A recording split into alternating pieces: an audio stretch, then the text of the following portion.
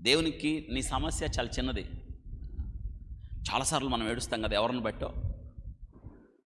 నీ సమస్యను దేవుడు పరిష్కరించడం చాలా చాలా చాలా చిన్న విషయం. అయితే దేవుడు నీకు చాలా పాఠాలు నేర్పిస్తాడు ఈ మధ్యలో.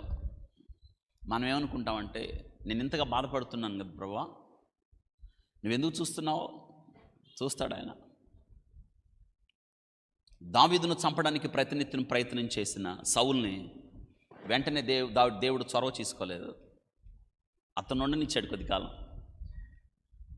సమయం వచ్చింది, అతడు లేకుండా పోయాను. అరే ఏమైంది వాళ్ళకి? లేరు వాళ్ళు. ఇక్కడే ఉండేవాళ్ళు కదా వాళ్ళు. అవును, ఏమైంది? వారు లేడు. వారి స్థలమును పరిశీలించగా వారు. ఇదండి జీవితం. కానీ నువ్వు ఉంటావు. నిన్నెవరు ఏం చేయలేరు. ఎందుకంటే దేవుని కాపుదల నీకుంది.